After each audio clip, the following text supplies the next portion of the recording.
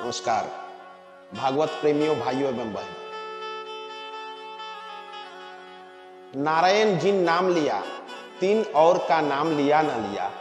अमृत पान किया घट भीतर, गंगा जल भी पिया न पिया।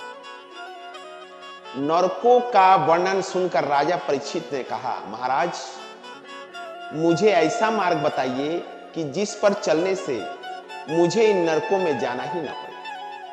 आपने प्रवृत्ति धर्म, निवृत्ति धर्म आदि की कथा सुनाई, किंतु इन नरक लोकों का वर्णन सुनाकर मुझे डर लगता है। नरक में जाने का प्रसंग कभी उपस्थित ही न हो, ऐसा कोई उपाय बताइए। सुखदेव जी वर्णन करते हैं, राजन शास्त्र में प्रत्येक पाप का प्रायश्चित बताया गया है। पाप का विधि पूर्वक प्रायश्चित किया जाए तो पाप नष्ट हो जाते हैं।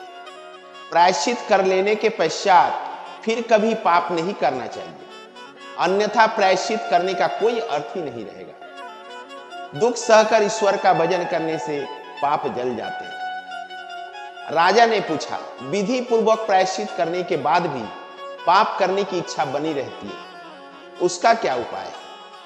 प्रायश्चित करने से पाप का नाश तो होता है, किंतु पाप करने की वासना, इच्छा का तो नाश नहीं हो पाता। प्रायश्चित करने से भी पाप वासना नष्ट न हो पाए तो क्या करना चाहिए? कुछ ऐसा मार्ग बताइए कि पाप करने की वासना ही न रहे। प्रायश्चित से पाप तो जल जाता है, किंतु पाप वासना नष्ट नहीं होती, तो उसके लिए क्या किया जाए? सुखदेव जी सावधान करते हैं, राजन मन का लेश मात्र भी विश्वास मत करो। मन बड़ा विश्वासघाती है, उसे अंकुश में रखो। मन को कहीं एकाध बार भी छुट्टी मिलेगी तो वह फिर से पाप करने को तैयार हो जाएगा। पाप वासना अज्ञान से जागती है और अज्ञान का मूल अहंकार है। जो व्यक्ति श्री कृष्ण भगवान को प्राणार्पण करता है, उसकी पाप करने की इच्छा ही नहीं होती, उसका अहंकार नष्ट हो जाता है। तप, ब्रह्मचर्य, सम, दम, इंद्रियों का, मन की स्थिरता, दान, सत्य, शौच, जम, नियम आदि से पाप की वासना नष्ट होती है। किंतु हे परीक्षित,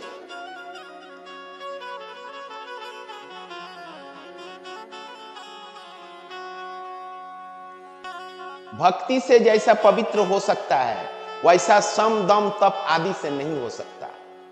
राजन तुम अपने प्राण भगवान को अर्पित करो, पाप की वासना चली जाएगी।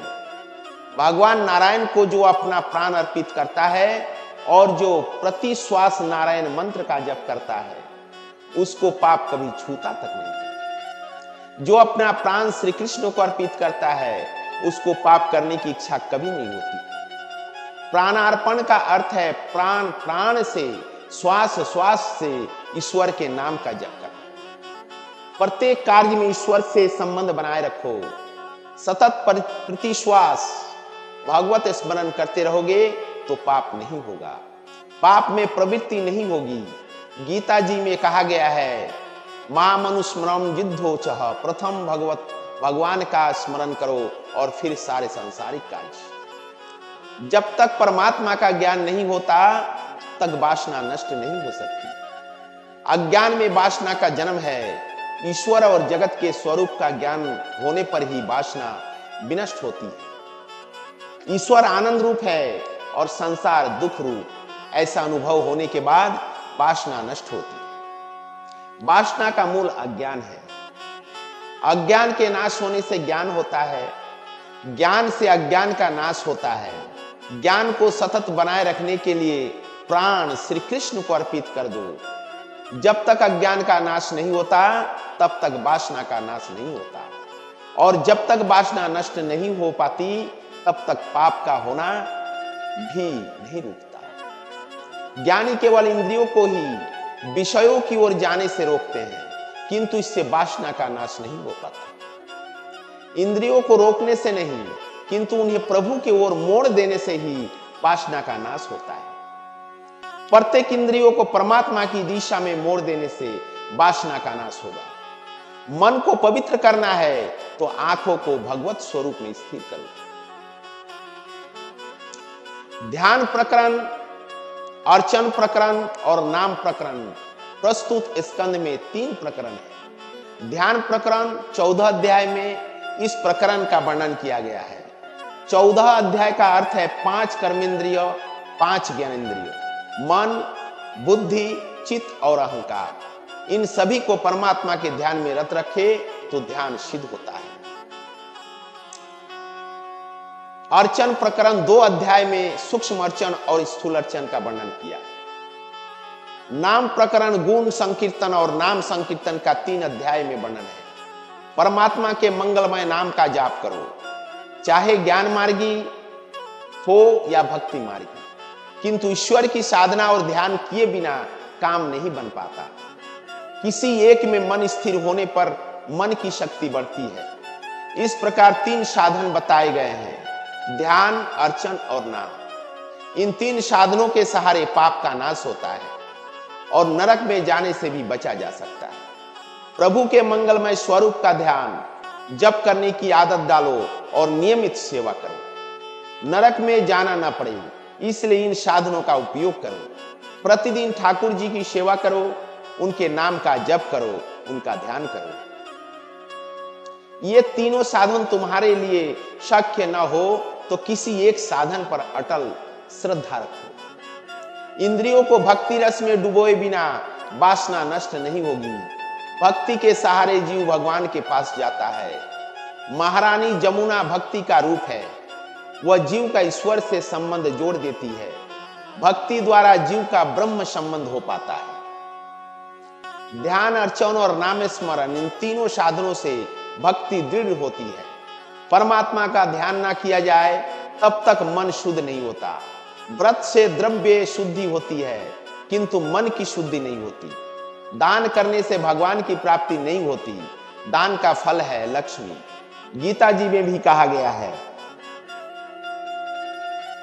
परमात्मा का ध्यान करने से मन की शुद्धि होती है, अतः प्रतिदिन ध्यान करने की आवश्यकता है। ध्यान में एकाग्रता ना हो सके तो नाम स्मरण की आवश्यकता है। ये तीनों एक साथ ना हो सके तो भी कोई बात नहीं, किंतु किसी भी एक को तो पकड़ना ही होगा। साधन के बिना सिद्धि की प्राप्ति नहीं हो सकती। मनुष्य को चाहिए वो अपना जीवन लक्ष्य निश्चित कर ले। एक भी ध्येय के बिना जीवन बिना नाविक की नौका सा है। ध्येय निश्चित करके उसे सिद्ध करने के लिए साधना करो। इस कलिकाल में और तो कुछ हो नहीं सकता, अतः नाम स्मरण का ही आश्रय लेना चाहिए। कलिकाल में नाम सेवा प्रधान मानी गई है। कलियुग में स्वरूप सेवा शीघ्र फलदायी नहीं होती। स्वरूप सेवा है तो उत्तम, किंतु उसमें पवित्रता की बड़ी आवश्यकता है। कलियुग में मानव ऐसा पवित्र नहीं रह सकता, अतः कलियुग में नाम सेवा ही मुख्य कही गई है। अदृश्य वस्तु का नाम जपने से उस नाम का स्वरूप प्रकटेगा। प्रत्येक साक्षात्कार होने तक प्रभु का नामाश्रय लेने वाले का एक न एक दिन प्रभु से साक्षात्कार अवश्य होगा। सीता जी ध्यान से इस प्रकार नाम स्मरण करती थी कि वृक्षों के पत्ते पत्ते से राम ध्वनि होती थी। परमात्मा के नाम में निष्ठा का होना बड़ा कठिन है। नाम स्मरण के समय जीभ रुक जाती है, पाप जीभ को पकड़े रहता है। घर में पग पग पर भगवान का नाम लो तो पग पग पर यज्ञ का पुण्य प्राप्त होता है। यह दिखता है अतिशय सुलभ, पर है बहुत कठिन। नाम में अटल निष्ठा रखो।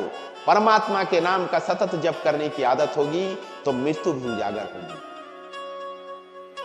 अंतकाल तक ब्रह्मनिष्ठ बनाए रखना आसान नहीं है। नाम निष्ठा का सिवा कलिकाल में अपने उद्गार का अन्य कोई उपाय नहीं है। राम नाम से तो पत्थर भी तैर गए थे, किंतु राम द्वारा डाले गए पत्थर तैरे नहीं थे। एक बार रामचंद्र जी के मन में कौतूहल उत्पन्न हुआ। उन्होंने सोचा कि मेरे नाम से पत्थर तैरे थे और बानरों ने समुद्र पर सेतु बनाया था, मैं भी देखूं कि मेरे स्पर्श होने पर पत्थर तैरते ही आएंगे। यह सोचकर कोई भी जान ना पाए, इस तरह वे समुद्र के किनारे पर आए और उन्होंने समुद्र में पत्थर फेंके, किंतु वे तो सबके सब पानी में डूब गए। रामचंद्र जी को आश्चर्य हुआ कि ऐसा क्यों हुआ, मेरा नाम लिखने से तो पत्थर तैरे थे। हनुमान जी यह कौतुक वहीं कहीं छिप कर देख रहे थे। श्री रामचंद्र जी को जब निराशा होकर लौटते देखा तो हनुमान जी ने रास्ते में रोककर उनका दर्शन किया।